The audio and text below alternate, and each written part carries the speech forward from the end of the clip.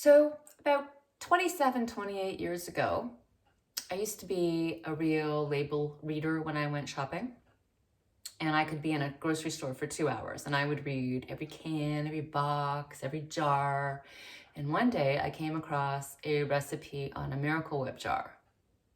And I thought, wow, that sounds really cool because it included potato chips. It was a casserole that included potato chips. What kid wouldn't like that? So I walked all around the store and I bought all of the ingredients to make this casserole on this recipe.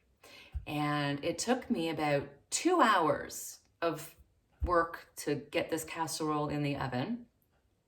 And my children were unimpressed and couldn't swallow it. And my husband at the time, who could eat absolutely anything I put in front of him, had difficulty managing any good words for this casserole.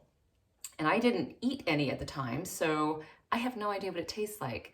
And I always told my kids if I could find the recipe, I would make it again. And so I did. And even though Kraft took no responsibility for this recipe, I called them, I emailed them, I searched the web for it, and Kraft acknowledged none of the recipe, none of the ingredients, or having ever heard of it. So when I came across it, searching online, I was really excited. So I'm gonna make that today. So we've got everything prepared here. We've got 1.5 cups of cooked corkscrew noodles, 1.5 cups of cubed ham, 2 cups of broccoli, frozen broccoli thawed, 1/4 cup of milk, half a red pepper chopped, half a cup of Miracle Whip, 1.5 cups of cheddar cheese divided, 1 cup, half a cup, and our crushed potato chips. So now that we have all of our ingredients ready, bam! Now what we have here is a fully blended casserole looking thing. It actually looks like a really tasty pasta salad, but we're gonna cook it. So what we're gonna do now is we're going to sprinkle the remainder of the cheese on top and we're going to bake it for 30 minutes at 350. All right, so we've taken it out of the oven after 30 minutes at 350. And now we're going to sprinkle it with the crushed potato chips. And then we're gonna put it back in for another 10 minutes. All right, it's all done. Let's get this puppy out of the oven. See what she looks like. Whoa, hot in there.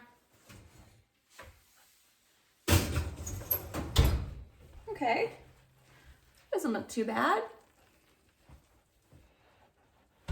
Give me a minute, and then we'll dig in for it.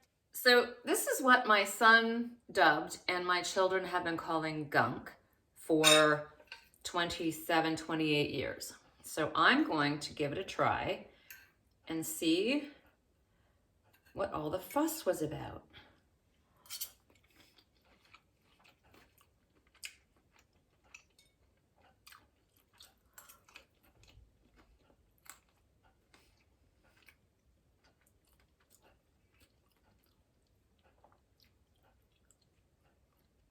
So on the surface, it looks really good.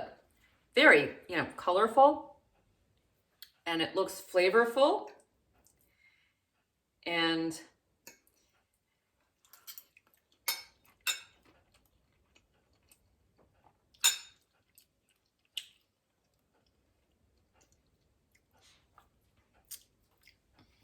Melanie, Taylor, and even Michael, I apologize. I'm sorry. Because it's not very good.